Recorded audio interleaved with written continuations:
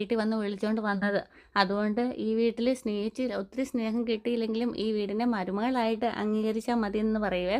അന്നത്തേക്കിന് നമ്മുടെ ദേവയാനി പറയുന്നുണ്ട്, അങ്ങനെ തന്നെയാണല്ലോ. പിന്നെ ഇവിടെ എല്ലാവർക്കും തലയിൽ വെച്ചുകൊണ്ടൊന്നും നടക്കാൻ പറ്റത്തില്ല എന്നിങ്ങനെ പറയുന്നുണ്ട്. അപ്പം ഗോവിന്ദനും കനകയും ചിരിക്കുന്നുണ്ട്. തലയിലെടുത്ത് വെച്ചുകൊണ്ടൊന്നും നടക്കണ്ട. മോൾ ഈ വീട്ടിലെ അംഗമാണെന്നുള്ള പരിഗണന മാത്രം കൊടുത്താൽ മതി എന്നിങ്ങനെ കനക പറയുന്നുണ്ട്. അപ്പം നമ്മുടെ ജലജ പറയുവാണേ, ഇപ്പം നല്ല ചൂടല്ലേ ഏട്ടത്തി, അപ്പം വെഞ്ചാമരം വീശി കൊടുക്കണമെന്നാ പറയുന്നതെന്ന് ഇങ്ങനെ പറയുവേ. അപ്പോഴത്തേക്കിനും നമ്മുടെ മുത്തശ്ശൻ പറയുന്നുണ്ട്, നിർത്ത് മതി.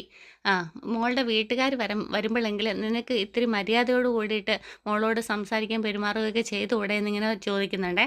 അപ്പോഴത്തേക്കിനും ദേവയാനിയുടെ മനസ്സിലിങ്ങനെ കുളിര് തോന്നുകയാണേ. കാരണം എന്താണോ വിചാരിച്ചിരുന്നത് ആ വാക്കുകളാണല്ലോ നമ്മുടെ മൂർത്തി മുത്തശ്ശൻ പറഞ്ഞത്.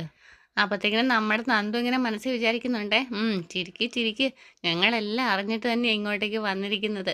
വീണ്ടും നമ്മുടെ അബിയുടെ ചർച്ച തന്നെയാണ് നടക്കുന്നത് കേട്ടോ. ആദർശ് വരുമ്പോൾ മുത്തശ്ശൻ ആദർശനോട് ചോദിക്കുന്നുണ്ട്, നീ അവൻ എവിടെയാണ് പോയെന്ന് വല്ലതും കണ്ടോ എന്നൊക്കെ ചോദിക്കുന്നുണ്ട്. ഇല്ല മുത്തശ്ശ എന്നൊക്കെ പറയുന്നുണ്ട് കേട്ടോ. വീണ്ടും മുത്തശ്ശി നമ്മുടെ നവ്യോട് ചോദിക്കുവാണേ, മുല്ലപ്പൂ മേടിക്കാനല്ലാതെ അവൻ വേറെ എവിടെയെങ്കിലും പോകുമെന്ന് പറഞ്ഞിട്ടുണ്ടോ എന്നൊക്കെ ചോദിക്കുന്നുണ്ടേ. ഒരുപാടങ്ങ് അവൻ വളർന്നു പോയി, അല്ലെങ്കിൽ എൻ്റെ കൈയുടെ ചൂടറിഞ്ഞേനെ എന്നിങ്ങനെ മുത്തശ്ശൻ പറയുന്നുണ്ട്. അപ്പോൾ നയന ഇടയ്ക്ക് പറയുന്നുണ്ട് കേട്ടോ, ചേച്ചി വിഷമിക്കൊന്നും വേണ്ട, ഒന്നുമില്ലെങ്കിലും മുല്ലപ്പൂ മേടിക്കാനല്ലേ പോയത് എന്നിങ്ങനെ പറയുമ്പോൾ നവ്യ പറയുവാണേ, അത് തന്നെയാണോന്നാണ് എനിക്കിപ്പോൾ സംശയം. പിന്നെ നമ്മളെ കാണിക്കുന്ന അനക്കയും അതുപോലെ തന്നെ അഭിയും സംസാരിച്ചുകൊണ്ടിരിക്കുകയാണ്. നീ എന്താണൊന്നും പറയാത്തത് എന്നിങ്ങനെ പറയുന്നുണ്ട് കേട്ടോ. അപ്പം ഇപ്പോഴല്ല അതിനുള്ള സൊല്യൂഷൻ, ഞാൻ നീ ഇപ്പം വിചാരിക്കുന്നതിനെ കഴിഞ്ഞും കൂടുതൽ പ്രശ്നത്തിലൂടെയാണ് ഞാനിപ്പോൾ കടന്നു പോയിക്കൊണ്ടിരിക്കുന്നതെന്ന് പറയുവേ. എന്താ നിനക്ക് എന്തെങ്കിലും അസുഖം ഉണ്ടോ എന്ന് ചോദിക്കേ. അതിനൊക്കെ നമുക്കൊരു തീരുമാനം ഉണ്ടാക്കാം എന്നിങ്ങനെ പറയുന്നുണ്ട് കേട്ടോ. പറ്റത്തില്ല, ഇപ്പം തന്നെ വേണമെന്നൊക്കെ ഇങ്ങനെ അനക്കെ പറയുന്നുണ്ട്. വീണ്ടും നമുക്ക് അബിക്ക് ഇങ്ങനെ കോള് വീട്ടിൽ നിന്ന് വന്നുകൊണ്ടിരിക്കുകയാണ്. അതിനിടയ്ക്ക് അബി ഇങ്ങനെ ചോദിക്കുന്നുണ്ട്, എൻ്റെ ഭാര്യയായി വരുന്നവൾക്ക് കുട്ടീനെ ഏറ്റെടുക്കാനായിട്ട് സാധിക്കുമെന്നൊക്കെ ഇങ്ങനെ ചോദിക്കുന്നുണ്ട് കേട്ടോ. അപ്പോൾ നമ്മുടെ അനാമിക പറയുന്നുണ്ട്, അവൾക്ക് വേണ്ടുന്ന കാര്യം നീ ചെയ്തു കൊടുക്കണം, എനിക്ക് അത്രേ വേണ്ടൂ എന്നൊക്കെ പറയുന്നുണ്ട്. ഇതാ വീണ്ടും കോള് വരുന്നു, ഞാൻ എത്രയും പെട്ടെന്ന് അങ്ങോട്ട് ചെല്ലട്ടെ എന്ന് പറഞ്ഞുകൊണ്ട് അവൻ അവിടെ നിന്ന് എണീച്ച് പോവുകയാണേ.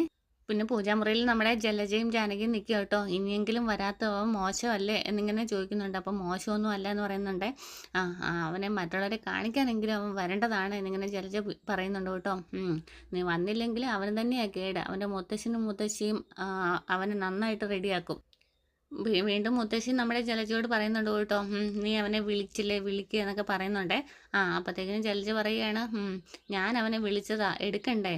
അപ്പോഴത്തേക്കും നമ്മുടെ മുത്തശ്ശൻ പറയുന്നുണ്ട്, ഇന്ന് അവൻ ഈ ചടങ്ങിൽ പങ്കെടുത്തില്ലെങ്കിൽ പിന്നെ ഞാൻ അവനെ ഈ വീടിനകത്തേക്ക് കയറ്റത്തില്ല എന്ന് പറയുമ്പോൾ ജലജ ഞെട്ടുവാണ്. ഞാൻ ഏതാണ്ട് വീഴാറായി, പക്ഷേ വീഴുന്നതിന് മുന്നേ ഞാൻ ചെയ്യേണ്ട കർമ്മങ്ങൾ ഞാൻ ചെയ്തിരിക്കും എന്ന് പറയുമ്പം നമ്മുടെ നവ്യ ഇങ്ങനെ